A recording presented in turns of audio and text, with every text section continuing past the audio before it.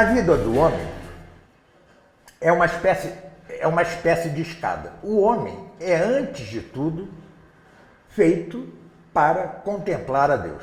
Esse é seu fim último. Já o dizia Aristóteles. A vida feliz é a bios theoretikos, ou seja, a vida contemplativa, em que não só contemplamos, entendemos, inteligimos a Deus, senão que imitamos sua própria vida. E isto quem o dizia era um pagão, né? Estamos longe de Cristo ainda. É claro que ele não poderia saber que o fim último verdadeiro nosso é contemplar a Deus face a face, né? Isso ele não podia saber. Mas já o que ele dizia, no âmbito das limitações que o paganismo lhe impunha, era de uma precisão impressionante. Pois bem, e o primeiro degrau, o primeiro escalão dessa escada que devemos galgar até o fim, até a contemplação da divindade, é justamente o constituído pelas artes do belo, ou artes poéticas. Nenhum desses nomes é bom. Primeiro, não é bom o nome Artes do Belo, porque há outras artes que também produzem coisas belas. Por exemplo, a joalheria, a costura, a olaria, a cerâmica, produzem coisas belas e não são artes do belo. Entende-se por artes do belo, de maneira geral, a literatura, o teatro, o cinema, a dança, a música, a escultura, a pintura e, em parte, a arquitetura. Explicarei depois por que em parte.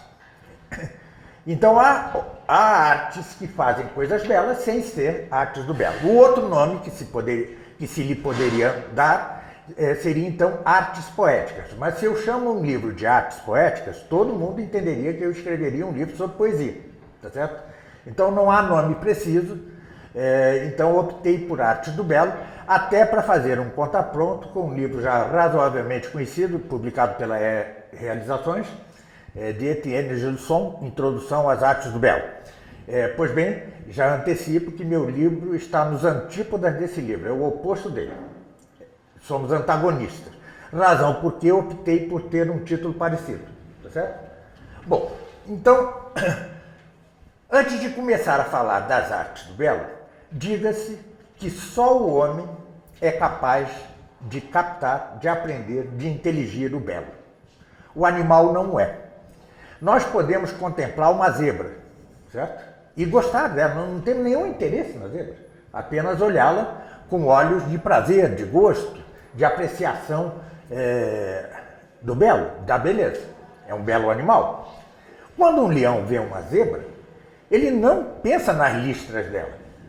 Agrada-lhe a imagem da zebra porque ali há a expectativa de alimento, certo? Isso é uma distinção fundamental. Nenhum outro animal, além do homem, é capaz de contemplar o belo. Isto é impossível. Nenhum animal. Eis algo estritamente humano, a contemplação do belo. E, idealmente, deveríamos cercar-nos de beleza, né? Deveríamos cercar-nos de móveis belos, de casas belas, de roupas belas, de joias belas. É o que deveríamos fazer, é o que o mundo, em geral, fez ao longo do tempo, né? Isso não só na cultura greco-romana, mas na cultura japonesa, por exemplo, em que até um serviço de chá tem todo um ritual de beleza, etc. As relações sociais entre os japoneses hoje já devem estar decadentes, mas eram pautadas por rituais belos, né? Então, o que de melhor o homem produziu em termos civilizacionais sempre foi pautado pela beleza, sempre. Nós vivemos, porém, numa sociedade feia, né? É uma sociedade que se veio tornando feia por um fenômeno que explicarei adiante, que é a disjunção, a separação, o apartamento entre o bem e o belo. Quando se separam o bem e o belo, acaba com que o próprio belo desapareça. Esse é o resultado de séculos de evolução da sociedade humana, da apostasia das nações, né? E chegamos hoje ao fundo do poço. As nossas cidades são feias, as nossas casas são feias, a televisão é um monstrengo, as nossas roupas são feias, tudo é feio, tudo é feio, né? Nós já não temos a elegância da Idade Média, nós já não temos a elegância da Grécia, nós já não temos a elegância do Japão, da China antiga, claro, a comunista horrorosa. Ou seja, vivemos mergulhados no feio, e isso é mal em si já. Isso já é mal em si. Quando nós... porque o belo... Por que uma coisa é bela? Por 3 razões. Primeiro, é belo aquilo que tem integridade. A que não lhe falta nada, de modo que não pareça que sua natureza está carente de algo. Segundo, que tenha este algo consonância, harmonia. Tem que ser harmônico, proporcional. E terceiro, que tenha fulgor, claridade, esplendor. Essas são as 3 notas da beleza.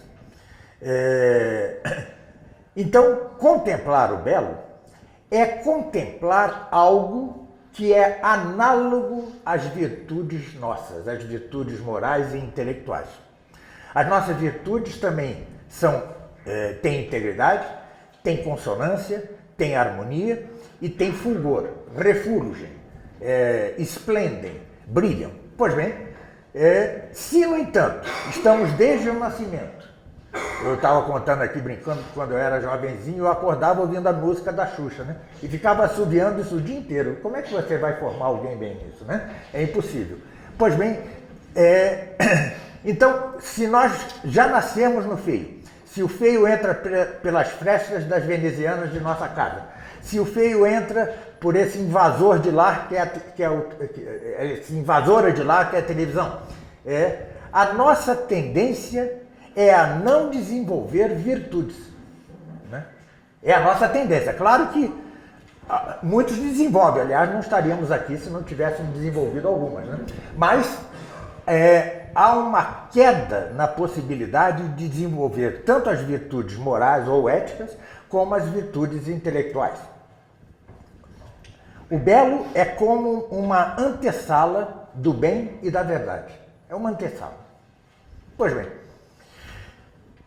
e a coisa se agrava ainda mais se as chamadas artes do belo, propriamente ditas, essas artes poéticas, essas de que tratou Aristóteles em seu livro A Poética, se elas também mergulham no feio.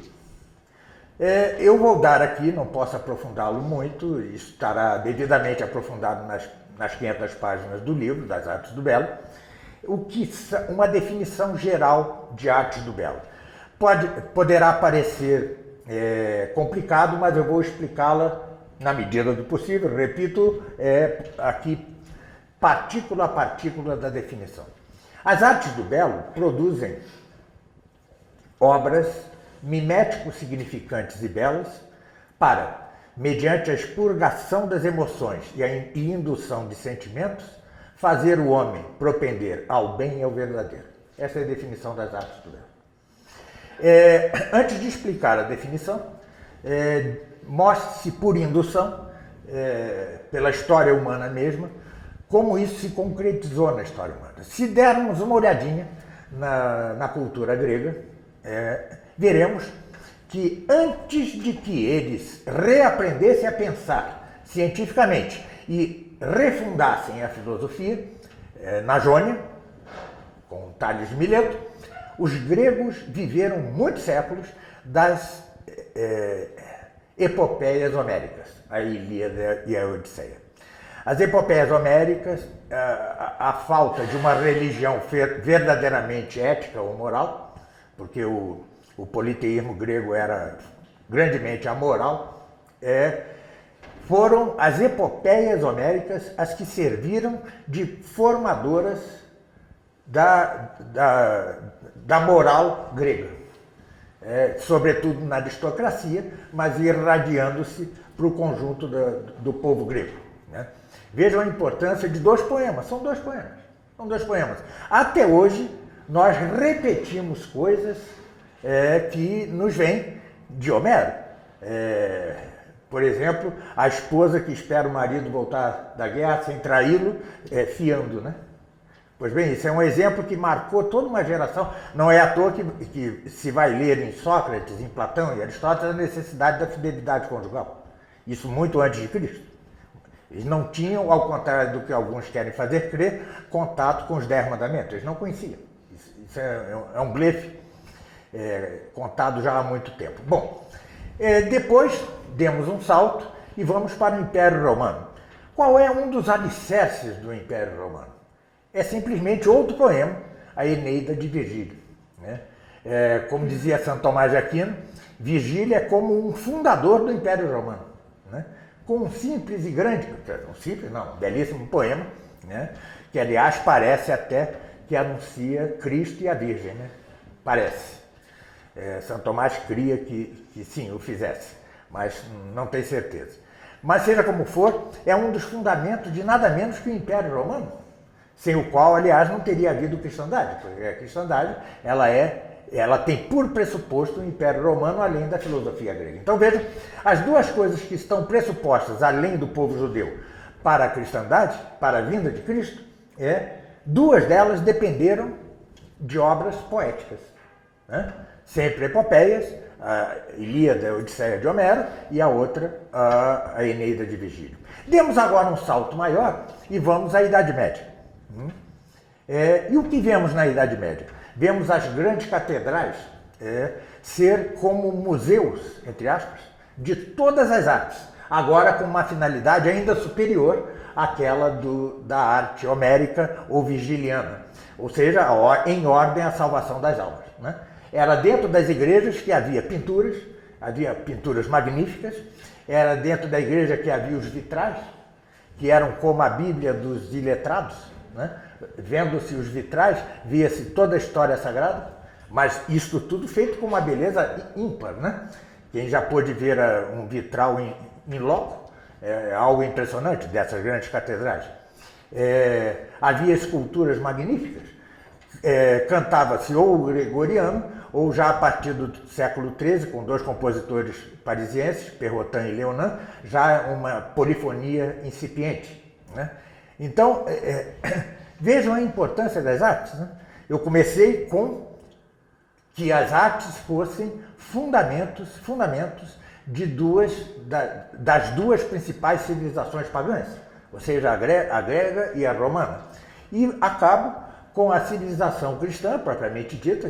O ápice dela foi o medievo, não que o medievo fosse um Eldorado. Né?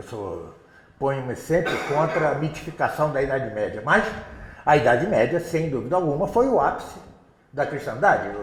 É o ponto máximo possível a que podemos chegar no nosso estado de natureza caída. Pois bem, então, por indução mesmo, pela experiência histórica mesmo, vê-se a importância das artes. Demos um saltozinho agora e vamos para o fim do século XIX, começo do XX, e tem-se ali a fundação da arte moderna. Né?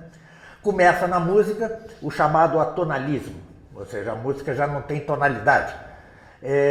Na pintura temos os rabiscos que todos conhecem, ou então com certos pintores como Picasso, o olho vai para o pé. Bom, aliás, eu publiquei no meu Facebook lá, há um porco, que é um grande pintor, né, entre aspas. Ele vende muito, mas vende mesmo.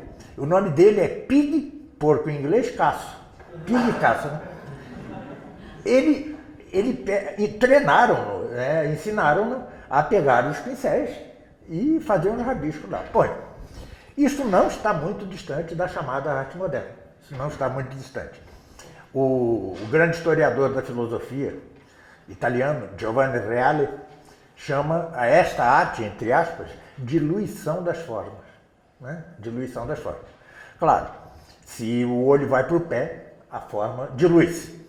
Pois bem, não é difícil constatar que, enquanto a grande e magnífica arte greco-romana e medieval foram capazes de propiciar o desenvolvimento das civilizações que acabo de dizer, a grega, a romana e em especial a cristã medieval, não é difícil notar que com estas belas artes modernas chegaríamos ao fundo do poço a que chegamos.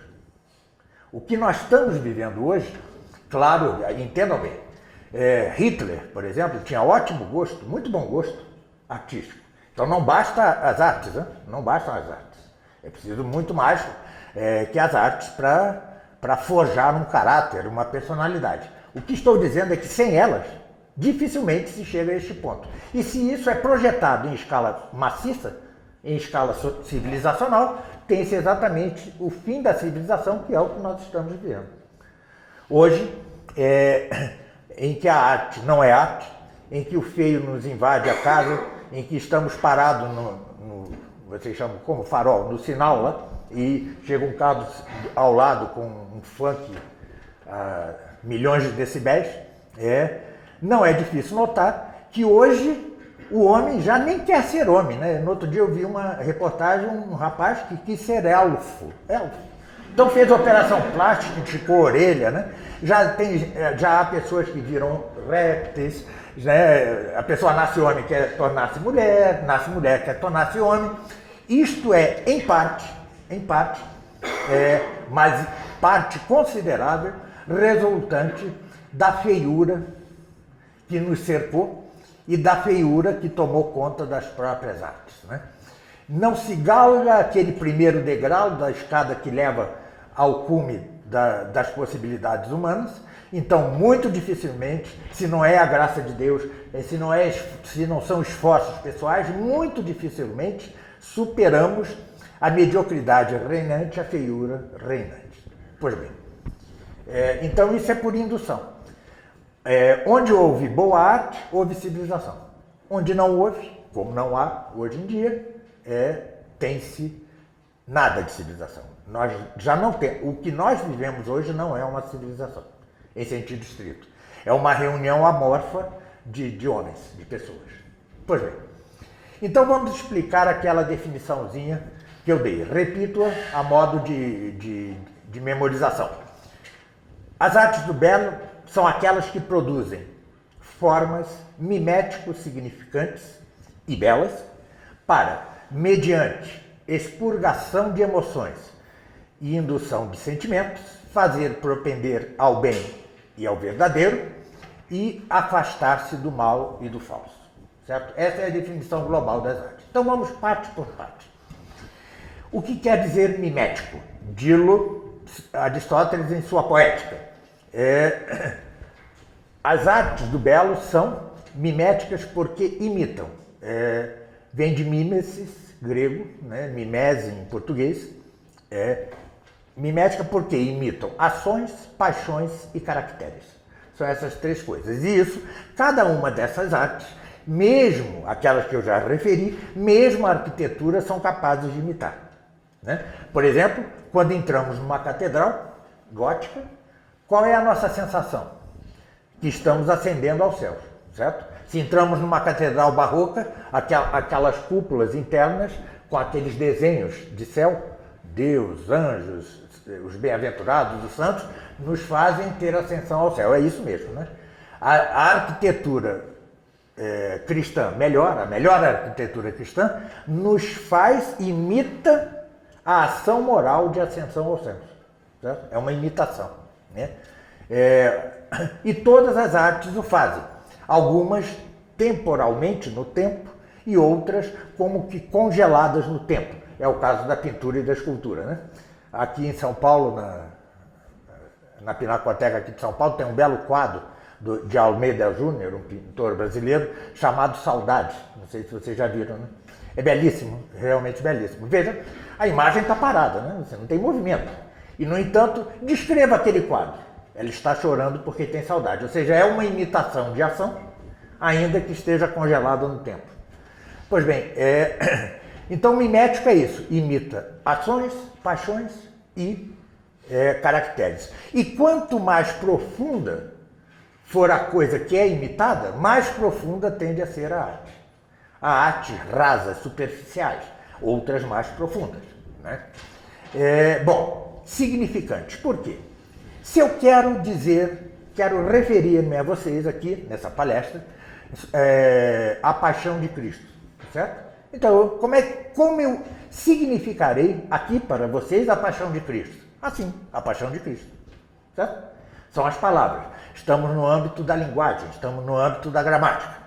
Mas Bach, Johann Sebastian Bach, o compositor alemão luterano, para significar as Paixões de Cristo, faz peças de 2 horas, que elas em seu próprio corpo são uma imitação da Paixão de Cristo. Convido-os a que ouçam pelo menos 2 minutos de uma música de um compositor já do século XX, Schoenberg, chamada Pierrot Lunaire, ou seja, Pierrot Lunar. Isso é fácil no Facebook, no YouTube.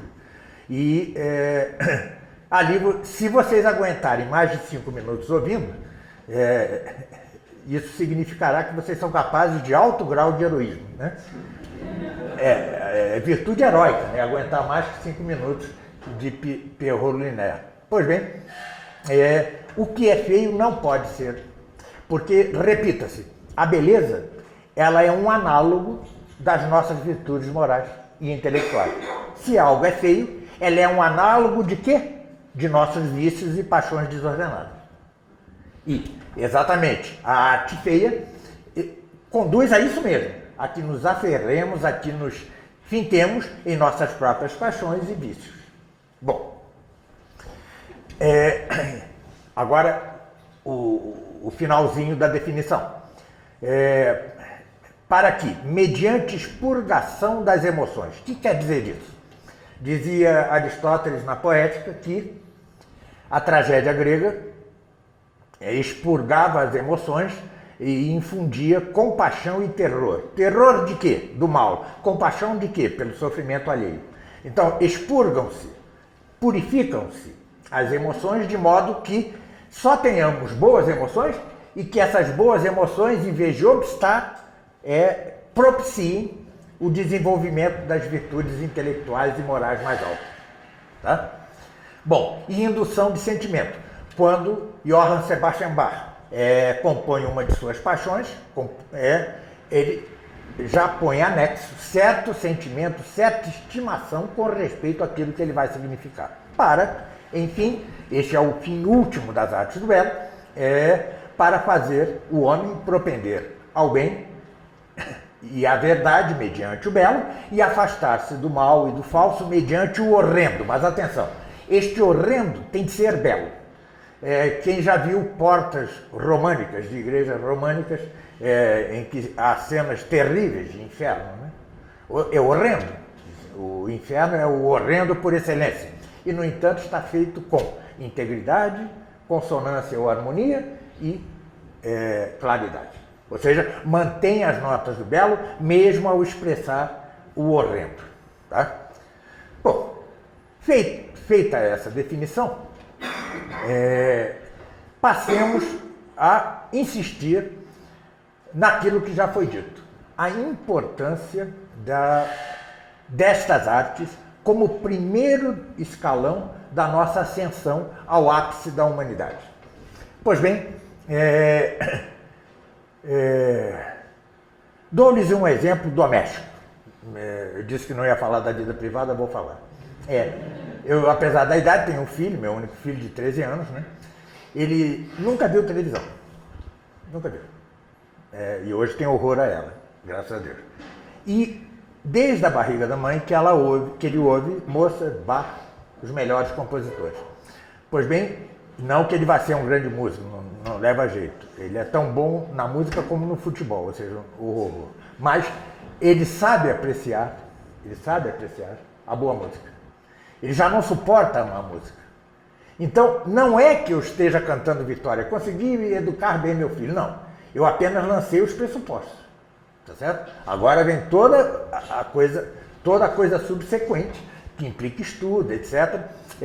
Na escadinha, nós temos assim, as artes do belo fazem propender ao bem e ao verdadeiro. Depois vem a retórica, que faz-nos ter suspeita de verdade. Passamos à dialética, em que alcançamos a opinião mais provável, para finalmente chegar à lógica, que nos permite alcançar a ciência, e então vem as diversas ciências. Ou seja, é uma longa trajetória, é a que eu perfaço na escola tomista. Pois bem, então, este é um pressuposto, mas mais que isso, ao longo de toda a nossa vida, nós vamos necessitar das artes do belo. essa daqui é Márcia, uma amiga, o que seria dela sem Dvorak, um compositor tcheco, né? Ela não vive sem Dvorak, já não é nenhuma criança, mas é jovem. Ou seja, nós sempre vamos precisar, é como um alimento perpétuo, tá certo? Um alimento perpétuo. Depois de eu gravar aulas na escola tomista, depois de ler a Suma Teológica, eu preciso de um bom filme. Eu preciso de uma boa música, né? Eu preciso ler um bom poema. Isso assim todos, de um modo geral, isso diz respeito a todos. Então, as artes do belo não só são necessárias desde a infância, mas permanecem como uma necessidade até o fim da vida. Até o fim da vida. Claro, onde perguntar, e se eu não tive isso na infância? Eu tampouco o tive. Eu, na verdade, só comecei a apreciar a boa arte a partir de 40 e poucos. A boa arte, assim, entendendo assim, sim, a partir de 40 e poucos. Ou seja, é possível você retomar a coisa, mesmo já depois de certa idade. Claro, com mais dificuldade. Eu fui músico profissional, tocava jazz, né? E hoje, uma música que hoje eu abomino. Tá certo? Abomino.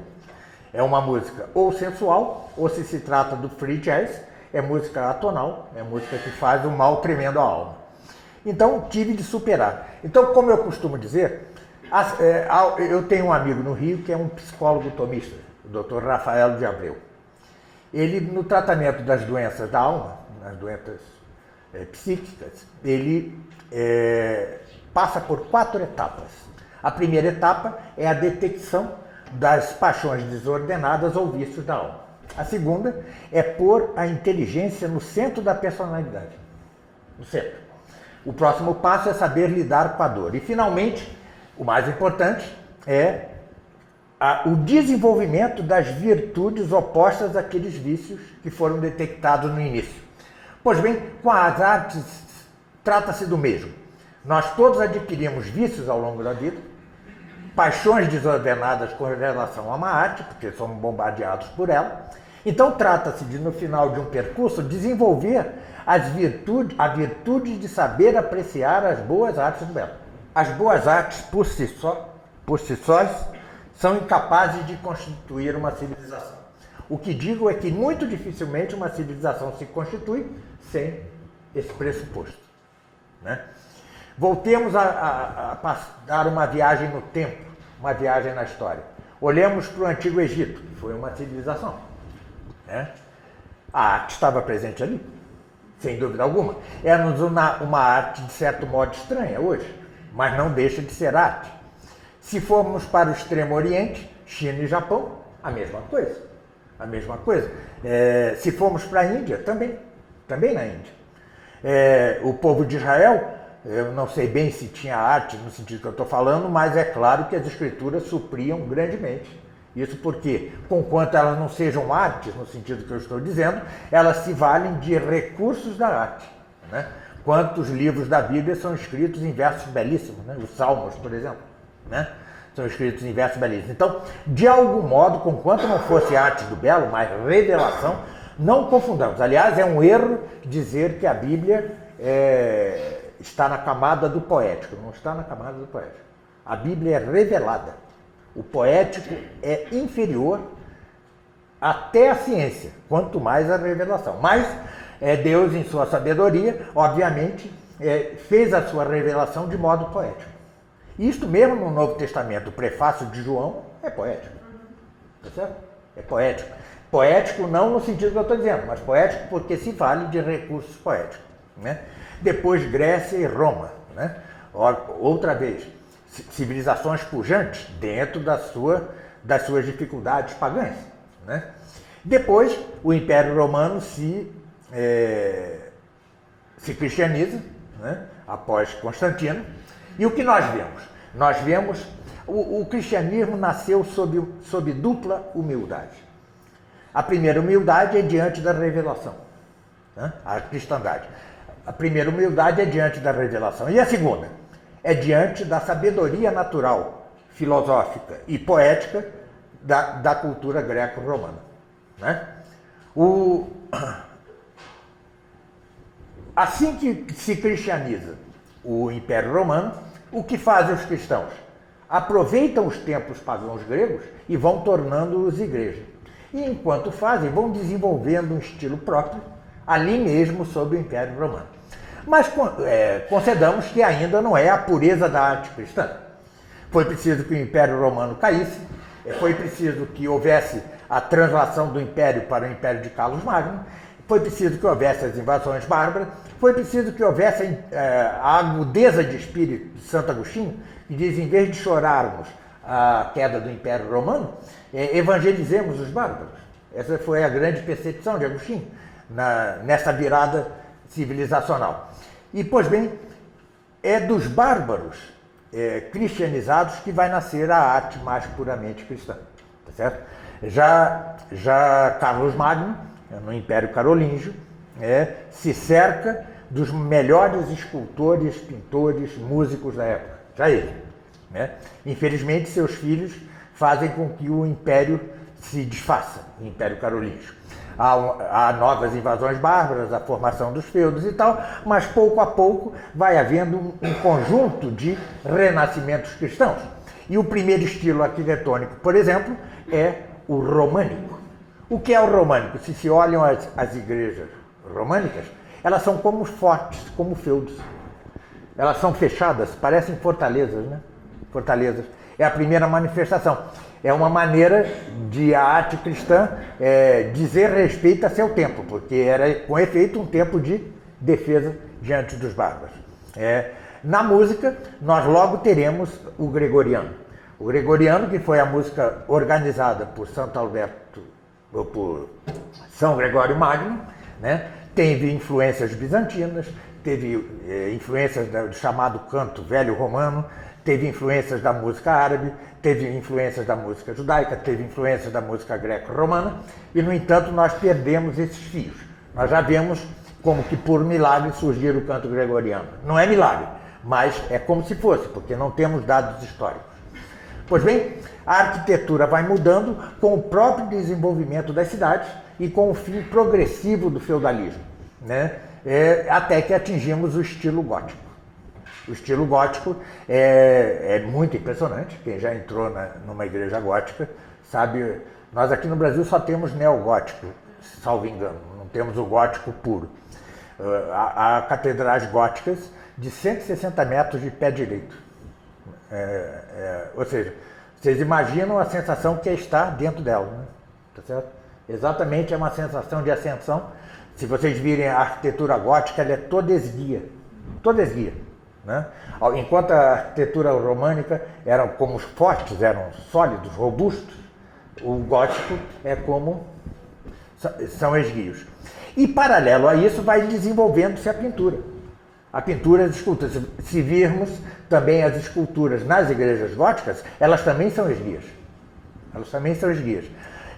Lembra-me um vitral em que, não me lembro de que catedral, em que há um santo com a corona radiata, aquela auréola, e ele está com um manto assim que o envolve.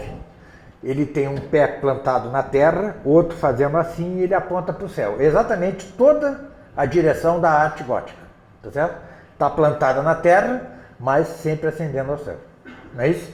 E isso vai se dar na escultura, vai se dar na pintura e vai se dar no começo da arte polifônica. Já eu referi a dois compositores no século XIII, chamados Leonin e Perrotin, em Paris, que começam a fazer a polifonia.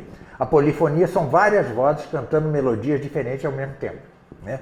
Então vejam, enquanto o gregoriano, quem já ouviu o gregoriano é horizontal, a polifonia, ela faz encontros verticais, exatamente como a mesma ascensão da arquitetura, da pintura e da escultura, tá certo? É toda uma tendência de toda uma sociedade a expressar-se esguiamente em direção ao céu. Não, naturalmente, que a românica não fosse assim, claro, era cristã, mas ela estava no momento em que prevalecia a necessidade de defesa. Então, ela como que imita feudos, como que imita fortalezas. Pois bem, E na pintura surgem homens gigantíssimos, né? E entre eles, já é um final do gótico, o famoso Fra Angelico. Fra Angelico é talvez o maior pintor de todos os tempos, né? Surge já no finalzinho do gótico, quando, por outro lado, já começa a haver exageros, né? Começa a haver exageros. É o chamado gótico flamboyant, ou chamejante ou flamejante. Os arabescos começam a multiplicar-se em forma exagerada, né? A música polifônica, às vezes é cantada por 80 vozes, com melodia, com letras diferentes. Uma confusão, e começam a meter no meio das letras até eróticas, tá certo? Quem quiser... Bom, meu livro vai falar disso abundantemente, mas o livro do Otto Maria Carpo, História da Música, refere isso, né? Então, começa o exagero. Estamos na antessala de uma volta ao paganismo chamada Renascimento. Renascimento.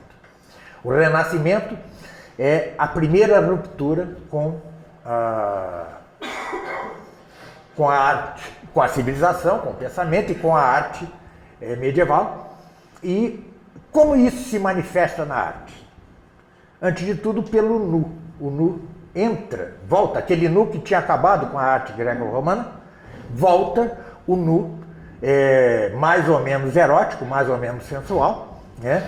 As figuras deixam de ser esguias para tornar-se musculosas, tá certo?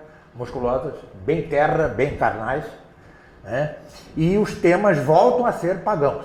Um exemplo paradigmático da pintura pagã é o Nascimento da Vênus, de Botticelli, né? É já uma arte completamente pagã, já não tem nada de cristã. E nesta mesma época, há uma figura, um artista maior, chamado Michelangelo, que é também emblemático de outra transição.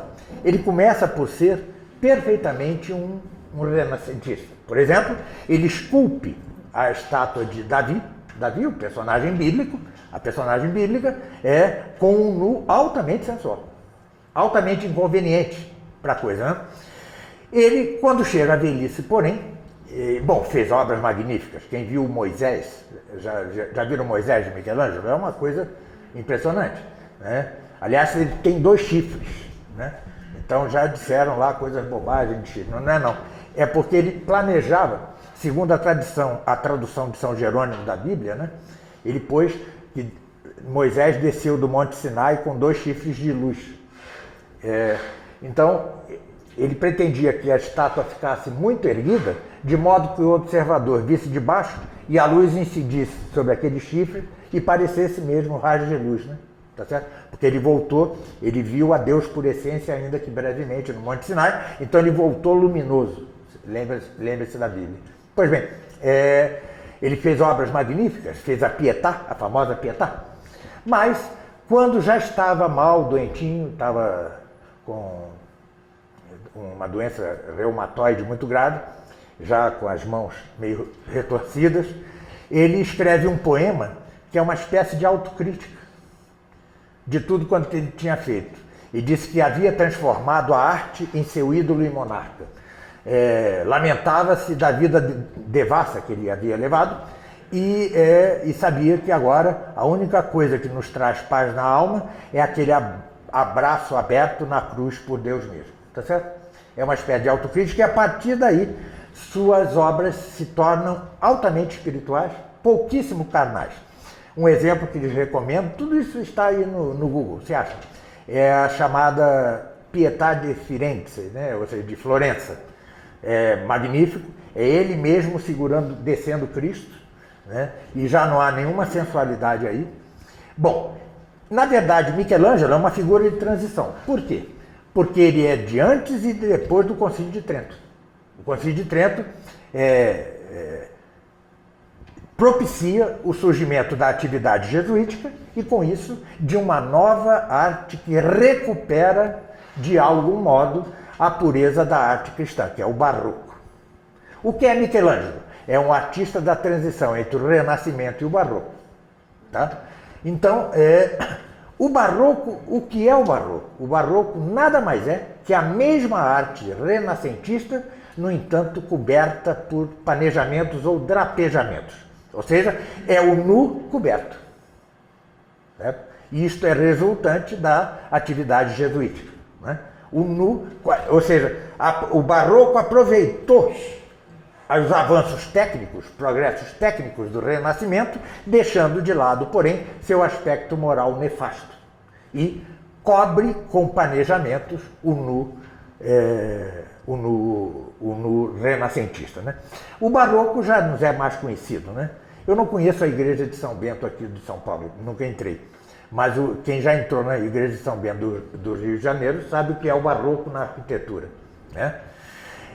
Há grandes pintores barrocos, por exemplo, Murillo, Esteban Murillo, espanhol, Francisco de Zurbarán, outro espanhol, e vários, um protestante muito bom, Rembrandt. Bom, na música é que há algo muito interessante. Se a arte jesuítica barroca foi criada exatamente para recuperar metade da Europa perdida para o luteranismo, temos a ironia da história de que a melhor música barroca é do lado luterano com Johann Sebastian Bach. Né? A melhor, é o ápice. É muito interessante que ele gostava muito da liturgia cristã, da católica, gostava muito da música católica, do gregoriano, da polifonia, e ele, ao fim da vida, suas obras são proibidas nos templos luteranos, já não são tocadas nos templos luteranos, e ele compõe a única peça dele religiosa não feita por encomenda. É uma missa católica em si menor. Por isso é que dizem que ele se teria convertido. Isso eu não sei. O que eu sei é que ele compôs, sem ser por encomenda, uma das missas mais belas que existem, se não a mais bela, chamada Missa em Si menor. E vale a pena uma audição dela. Né? Bom, mas o fato é que o barroco decai e volta o paganismo, agora com o classicismo. Tá? O classicismo na pintura, na literatura, decai absolutamente, é uma decadência muito grande, mas na música ainda mantém pontos altos, com dois grandes compositores, Haydn e Mozart, apesar de que Mozart faz uma ópera maçônica, a flauta mágica. Pois bem, mas depois vem o romantismo. O que é o romantismo? O romantismo é uma pseudo-volta à Idade Média. Porque o que se volta não é a Idade Média, volta-se à gnose medieval. É a isso que se volta com o romantismo. O romantismo, ele ao contrário da arte cristã, que é uma arte de apaziguamento das paixões, o romantismo é uma arte de exacerbamento das paixões. É uma arte apaixonada. Isso não quer dizer, no entanto, que não haja grandes compositores. Há os grandes. Por exemplo, Schubert é grandíssimo. Mas, além disso, surge, então, no meio de Dvorak, que é grandíssimo, surge no meio do romantismo um compositor católico chamado Anton Bruckner, que atinge os píncaros da música. Né? Mas o romantismo termina com dois compositores, um chama-se Wagner, e o outro esse é alemão, e o outro é Debussy, francês. Toda a música pode dividir-se em dois períodos. Um é o período tonal modal, tá? E o outro é o tonal não modal. O tonal não modal é o que começa no barroco. Não vou entrar aqui em detalhamentos. O que é preciso entender é que ambos esses modos de música, tanto o modal como o tonal, eles giram em torno de um centro tonal, certo? E é isso o que lhes dá harmonia, consonância. Então, mesmo no barroco, mesmo no melhor romantismo, né, apesar de haver dissonâncias, de a música se afastar de seu centro tonal, ela volta. Ela volta. É como uma tensão resolvida e se volta. Embora já em Beethoven já não houvesse volta, por exemplo, na sonata para sonata. Mas é um vai e volta, ou seja, o centro tonal está garantido. Wagner, no entanto, e Debussy, radicalizam uma coisa chamada cromatismo e preparam, assim, abrem as portas para o atonalismo. Ou seja, a música tonal é esta que já não gira em torno de um centro atonal. Eu vou contar-lhes um episódio, eu disse que não ia falar da vida privada, eu vou falar de novo. Eu fiquei viúvo, no meu primeiro casamento fiquei viúvo, e eu ouvia o dia inteiro a Rádio MEC para me distrair, estava muito sozinho e tal, e de noite deixava lá a Rádio MEC tocando, né? E acordava nervoso todo dia. Eu disse, mas eu não estou nervoso porque estou viúvo, né? Todo dia. E um dia eu fiquei acordado trabalhando pela madrugada, e aí eu entendi. A madrugada inteira era música tonal. Era música assim, pim, pom, pim, tom, pim, tom. A música, se você ouve um canto gregoriano, por exemplo, um cantochão da Páscoa, ela é alegre, né? Você tem a clara sensação de alegria. Se você ouve uma música barroca de Bach, é como se ela contasse uma história. Isso é possível por causa do tom, da tonalidade. Com a música tonal já não há história, não há nada. Não há nada. São barulhos. Imaginem um porco pintando quadro. A música tonal é um porco compondo música, né? É mais ou menos a mesma coisa, né? Isso se alastra de tal modo que tem duplo efeito. Primeiro, torna-se algo, uma indústria muito lucrativa, né? A arte moderna, tudo isso é muito lucrativo. Alguns dizem que, na verdade, quando se vende um quadro cheio de rabisco por bilhões de dólares, é lavagem de dinheiro. Isso eu não sei. Eu só sei que rende muito dinheiro, tá certo? Então, isso gera duplo efeito sobre o público que desfruta dessa arte, entre aspas. Primeiro, o esnobismo, né? Você entra numa galeria de rabiscos e fica olhando lá, admirado. A sua pose já é snob, né? Entendeu? Tá, você fica ali e desfruta, que maravilha, significa sei o quê, tá? Não é assim? Vocês já não viram isso? Né? Lembre-se que nas artes plásticas tudo começou com o mictório de Duchamp. Duchamp pôs lá um mictório e disse que aquilo era arte, né? Bom, e na música também. Eu me lembro um doutor em música que eu tinha certa relação com ele, me convidou à casa dele e disse que ia me mostrar algo magnífico. Era um concerto para serrote e porco. E ele chorava ao ouvir. Eu digo, será por dor de ouvido, né? Não sei o que é, mas eu também estava com vontade de chorar, né? Mas ele estava emocionado com o porco lá. Hein? Não entendi. Aqui tem também tem a famosa concerto de John Cage, né?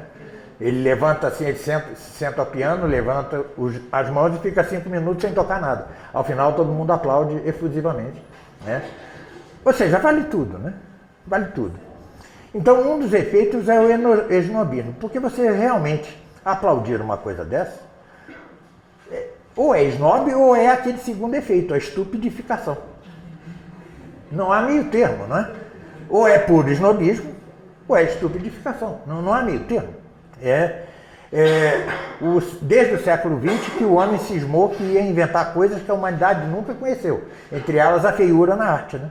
Tá certo? Porque nunca a arte foi obscena, a arte foi imoral, a arte foi inconveniente, mas pela primeira vez a arte não é arte, a arte é feia. Tá certo? Pois bem, então entender tudo isso, entender o que são as artes do belo, implica que nós mesmos vençamos nossos vícios, nossas paixões desordenadas com relação à arte, mas mais que isso, né? Nós temos filhos, temos amigos, temos institutos católicos, precisamos lutar para que isso se imponha. Então esse é o primeiro objetivo do meu livro, né? É contribuir para isso. E, sobretudo, com os filhos, né? Nós temos de ajudar nossos filhos a galgar aquele primeiro degrau da escadinha que nos leva ao ápice da natureza humana, que é a ciência, que é a contemplação divina, é a contemplação de Deus. Ademais, para nossos filhos, para nós mesmos, um antídoto contra a feiura ambiente. Nós não somos santos, não somos puros, somos tendentes à queda, ao pecado, somos tendentes à desordem espiritual. E a nós mesmos que nos armemos de uma boa apreciação das artes do belo, de um bom usufruto das artes do belo, ajuda muito na própria fé, na própria religião. A fé é uma virtude teologal infusa por Deus, né? O que é crer? Crer é ter a vontade movida pela graça para que a vontade diga ao nosso intelecto: aceite isso que o mundo não aceita, certo? Que Deus é trino, que Maria é virgem, que Cristo é Deus. Isso é loucura para o mundo, não? Mas nós recebemos a graça que age sobre a nossa vontade, que age sobre o nosso intelecto, para que o nosso intelecto dê assentimento à revelação, à palavra divina. Mas, se é uma virtude infusa, ela tem que ser infundida em alguma parte. Infundida em quê? Exatamente na nossa razão, no nosso intelecto. É ali que ela é infundida. Ora, se esse vaso está rachado por mais doutrinas filosóficas, se ele está fendido por mais artes, a fé corre o risco de escorrer por essas fendas. E é isso o que gera a crise entre nós mesmos. A crise que nós vivemos na igreja, no catolicismo, em parte é isso. A fé se esvai, corre, o que é a teologia da libertação. Tá certo? Se não é a fé, aquele vaso está feito de uma má doutrina, não é isso? Então, a fé escorre pelas fendas deste vaso. Pois bem, assim também quanto a arte. Não é só a doutrina filosófica, não é só a doutrina teológica, é também a doutrina e o saber apreciar a boa arte. Para isso, escrevo meu livro, peço-lhes que nos ajudem em nossa campanha e fico aberto aqui a quaisquer perguntas que queiram fazer, tanto relativas ao tema, como a qualquer outro tema, desde que não seja assunto privado.